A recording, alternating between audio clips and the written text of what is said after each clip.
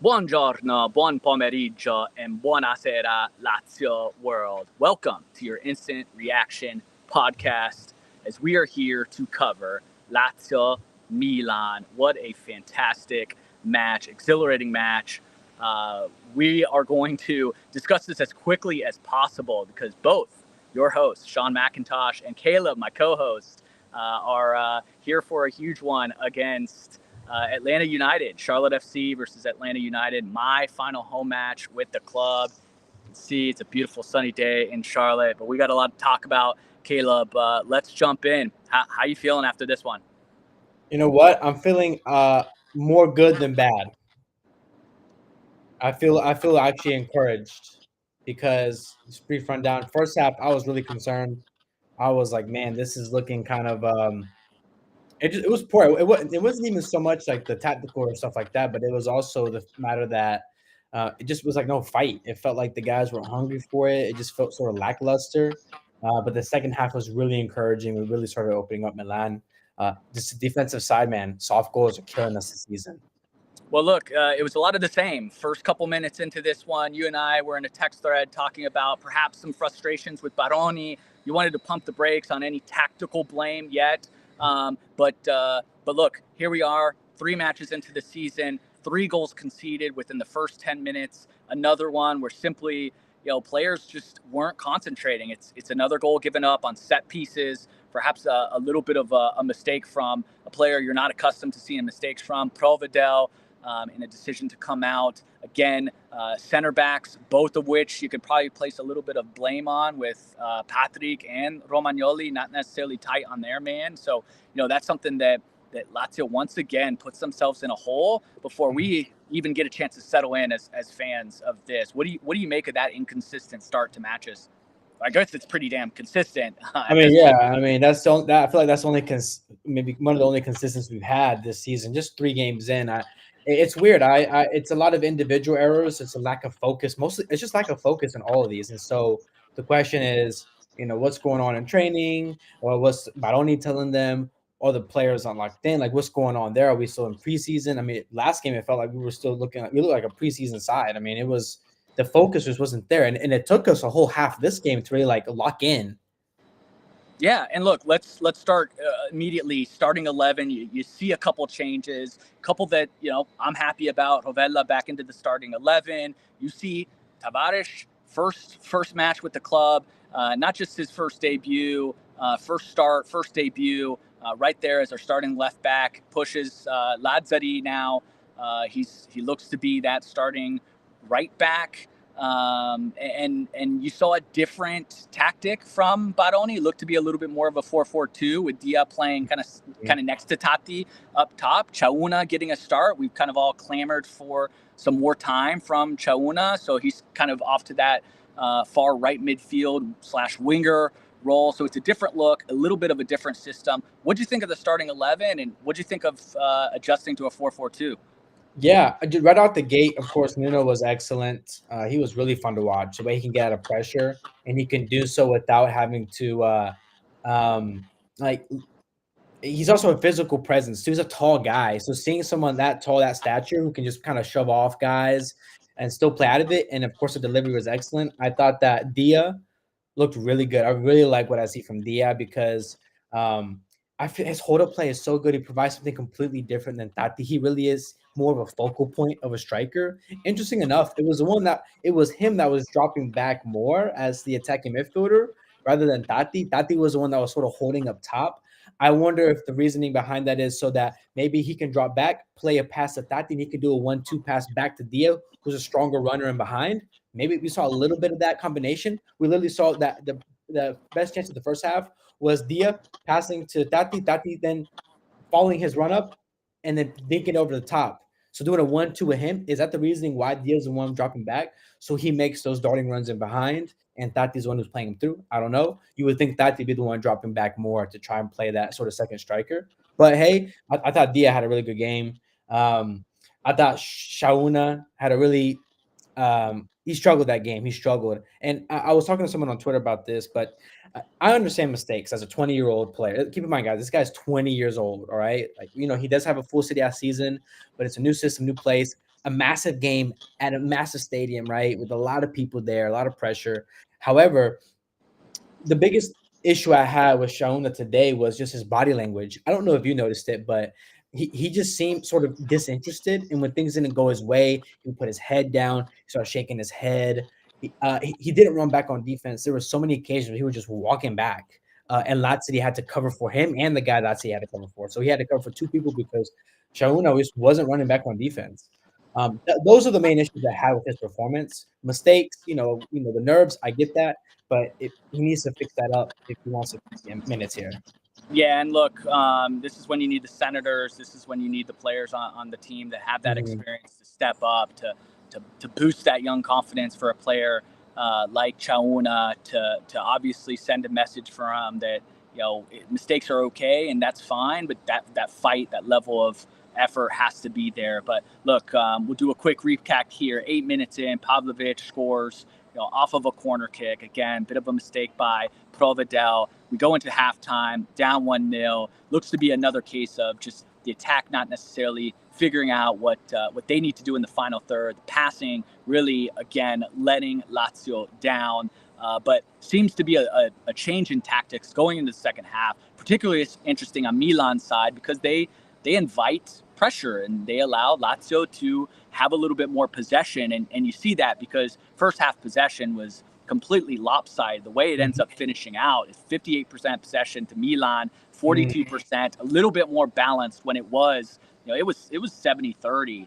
Lazio with expected goals 2.05 to Milan's 1.36. Again, creating some opportunities, 7 shots on frame or 7 attempted shots.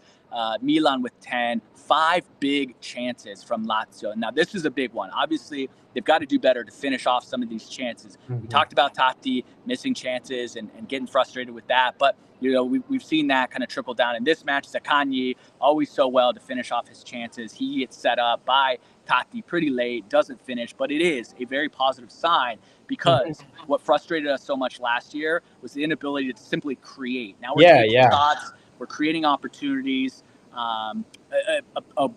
Incredible response. 62nd minute, Tati Castellanos finds a great header, strong header, one that, I'll be honest, when I see Tati get set up like that, my natural instinct is to assume he's going to miss it. So it was a good striker's finish, great ball by Tavares, fantastic debut, assist right off the bat. And then a mere 4 minutes later, Tavares at it again, whips in a nice pass on the ground, easy for Dia to make that late run, finish it off. It's 2-1.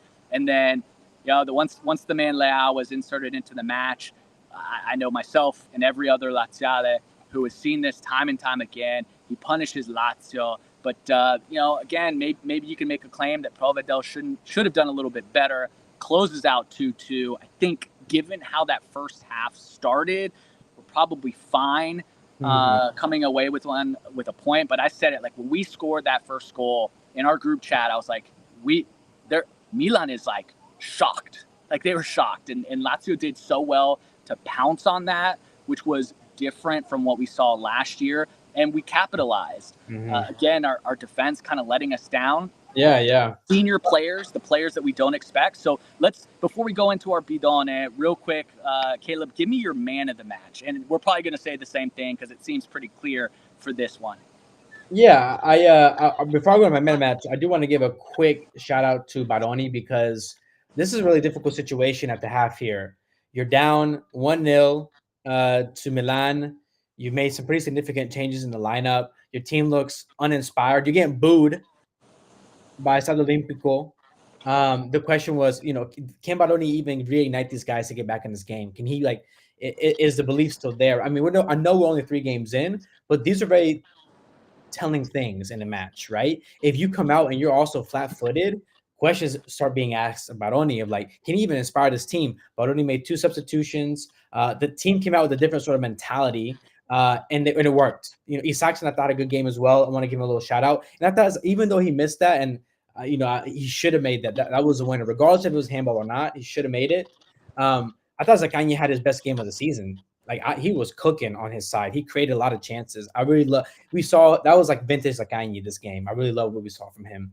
Well, But set pieces, it's a big change from what we saw the past few years. Even late in the match, I mean, he whips yeah, in a nice ball. We yeah, simply into exactly. traffic, dangerous area. You need somebody just to get a foot on that. So, Yeah, 100%, yeah.